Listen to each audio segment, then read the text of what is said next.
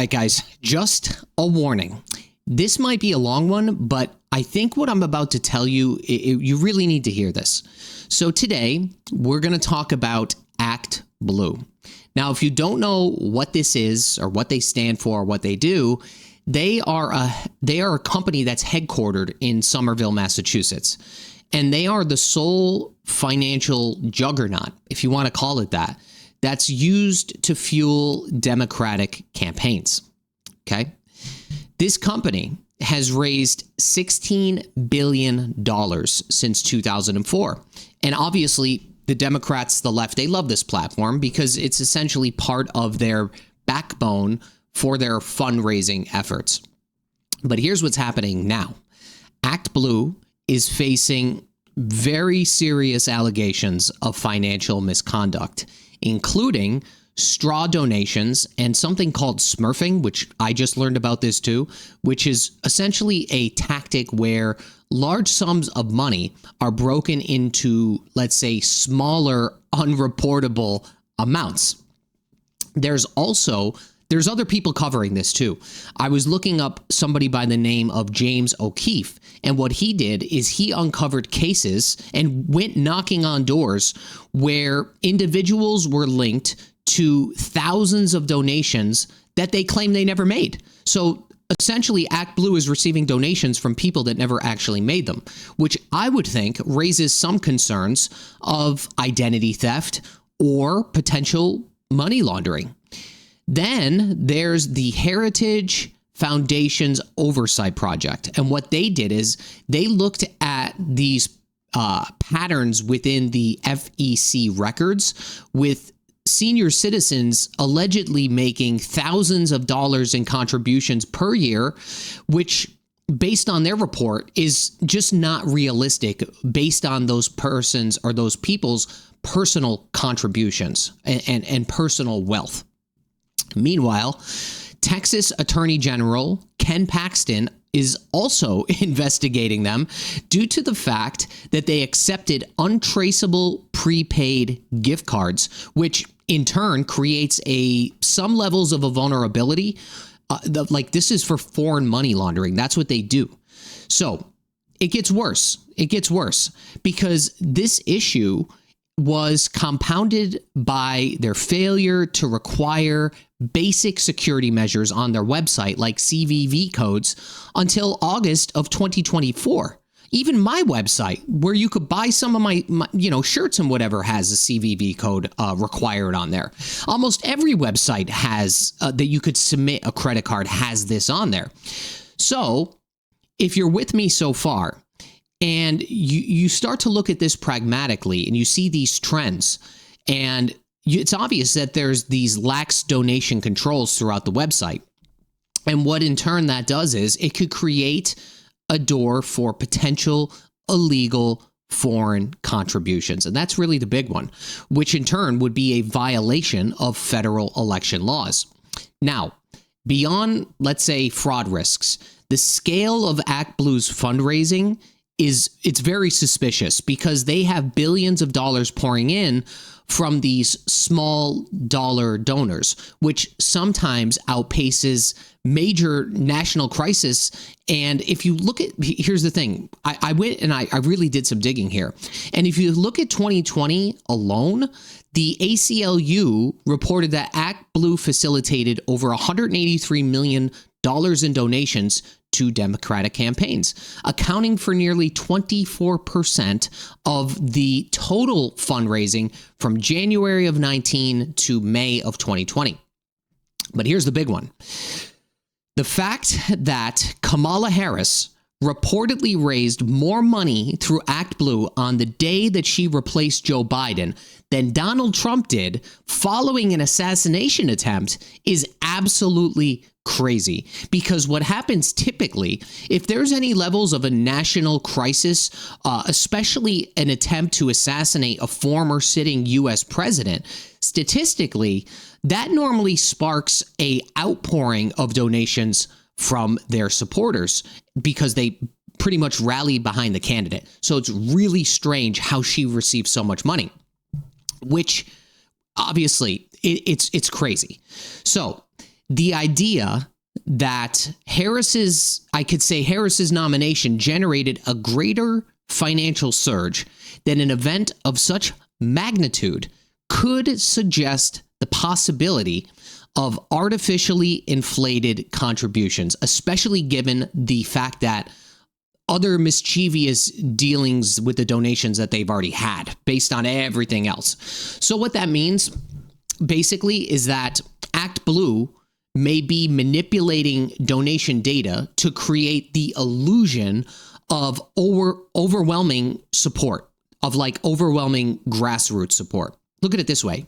If thousands of micro donations were funneled through ActBlue at an unnatural rate, it could indicate a coordinated effort to boost fundraising totals rather than a true reflection of voter enthusiasm.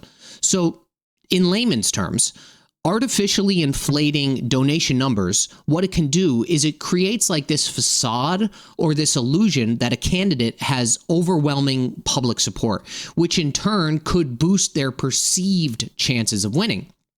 And when people see, this is what happens, when people see large amounts of money flowing into a campaign, they're more likely to believe the candidate is popular or competitive and worth supporting, which then could lead to more real donations, positive media coverage, and increased voter confidence, all based on a potentially manipulated perception of success.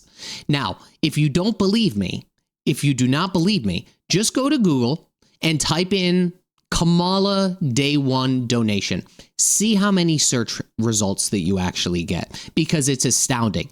Everybody was reporting on how much money Kamala Harris received after she basically stomped all over Biden and was the next candidate. You'll see what happens. That would, I guess, that would be like me using all of my company's real estate sales and claiming them as my own sales as a vehicle to represent more buyers and more sellers, which is ridiculous. So when you look at the discrepancies that I've talked about so far, combined with the concerns over, let's say, foreign money laundering, identity theft, and FEC reporting violations, it's basically fueling this increased scrutiny into their financial operations and whether their fundraising model is being used to deceive the public, and I would say some levels of manipulating political narratives by, again, manipulating the public. But wait, there's more, okay? There's more to talk about here. I told you this is going to be long. Now what's happening is ActBlue is currently spiraling into a massive scandal, because what happened is Elon Musk went on X and publicly accused them of secretly funding activist groups behind this craziness that's going on with Tesla. It's absolutely absurd. And he's trying to claim that they are sort of backing these protests to some extent. So then Musk also cited investigations alleging that ActBlue is illegally funneling donations, including those foreign contributions that I talked about, to finance these disruptive actions, leading to, I mean, you've seen it, right? It's vandalism, threats against him, threats against Tesla. You figure some Democrat would step up and say something about this, but as far as I know, as of today, nobody has. Now, here's where it gets crazy. So following the post from Elon Musk, there was a wave of resignations at ActBlue. And from what I've read, at least 7 senior officials, the chief legal officer, the chief revenue officer, the partnership directors, and a senior engineer who is responsible for the critical fundraising infrastructure, they're gone. They all resigned. They all resigned. Not making this up. I told you, it's crazy. Now, some of these accusations include exploitation of tragedies, such as natural disasters, deaths, so on and so forth. And I'm going to get into that here because it's it could be for some levels of political gain. Essentially, they are using humanitarian crisis as an opportunity to fuel money directly to the Democratic campaign under deceptive pretenses. It's a possibility. Now, what this means is that they are being accused of manipulating vulnerable situations for financial and political gain, to put it simply, which prompted me, of course, to do some more digging. So let me bring you back a little bit here. Let me bring you back to 2020. If you take a look at a lot of this fundraising data is public, but sometimes the names, these corporations, sometimes it's hard to track this stuff. But when you look at some of the fundraising data from ActBlue in 2020, specifically during the aftermath of George Floyd's death, the organization experienced these insane spikes in fundraising and processed over $60 million in just a few days. They even had a single day where the peak was around $19 million. A lot of money for one day. So the BLM website donation link directed users to an ActBlue page where these funds were earmarked for the BLM Global Network Foundation. Then some of those funds were used for organizing events, advocacy, and grants. Now, some of these affiliates, of course, could have been more than likely involved in protest-related activities because this money was used for events. But the issue here is figuring out the spending of the movement due to the limited transparency of money. And that's what I tried looking into, and I had a very hard time doing that. And then I found out that back in 2020, this movement faced other criticism back then for their lack of transparency about where their money is actually going and what that money was actually being used for. Now, the reason I wanted to tie these things together for you is because I think that we are seeing a pattern of the same level of backlash versus, let's say, Musk and Tesla, which is oddly similar to the intense peaceful protest during the George Floyd era. See where I'm going with this? Then you could combine that with the massive fundraising spikes paired with the shady transparency about exactly where money ends up. And I think there's some serious concerns about ActBlue's involvement and more so their accountability in these aggressive protests. And I think what Elon Musk said, based on this data that I just provided you, I think it does hold some weight here. And I hope you're still following me with this because something is going on here. Something. I'll tell you that. I don't know what it is, but something is happening. But let's move on to what's happening now. So when those employees left ActBlue, it prompted a union letter expressing concerns over the organization's stability and leadership. Then what happened was they almost had a potential whistleblower here. This guy's name was Zain Ahmed. He was the last remaining lawyer at ActBlue. And he claimed there was like some levels of there was internal conflict. And there was also internal retaliation because what he did was he questioned them and he questioned their, let's say, suspicious activities. He probably saw what was going on here.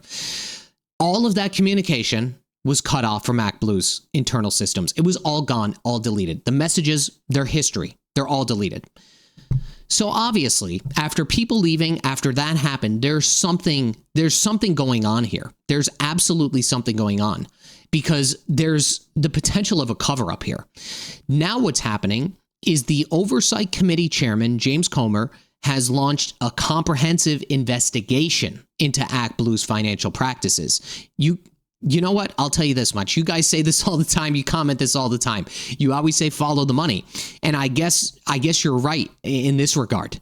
So their focus or his focus is going to be on there's like these allegations of widespread money laundering the wire fraud, identity. There's so much stuff. Identity theft, systematic violations of federal laws, I guess you could say. To support that sentiment, I also was reading a few of the whistleblowers and investigative journalists who've been covering this suspicious activity and their transactions involving these small dollar donors. You know, they're allegedly giving massive donations far exceeding their financial means. I kind of alluded to that earlier. Or donations in the names of people who never really donated. These people went door to door asking them about these things. They said, we have no idea what this is. So this is a huge deal. And when you have major resignations, there's a whistleblower accusation here, and now a congressional investigation is happening. Again, something is going on. And I think this is even bigger than what we know so far. I really and truly do.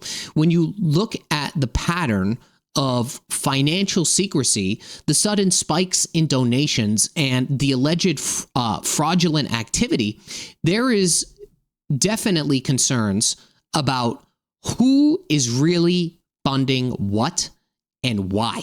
Right? If you take, like I always say, take a step back and look at this, like who is doing it and why. And if these allegations hold weight, we're looking at, this scandal is going to be massive scandal.